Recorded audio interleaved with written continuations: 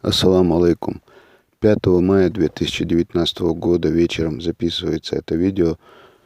По WhatsApp рассылается вот это вот короткое видео о том, что вот этот парень, написано, что это Тумгоев Зиаудин Султанович, что он якобы сидит в Ногинске, в Подмосковье, и больше никакой информации.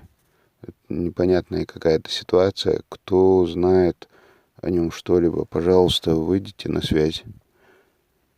Можно позвонить по номеру 8 928 002 56 56 или же написать в директ в Инстаграм на странице isa.patriot. Спасибо за внимание.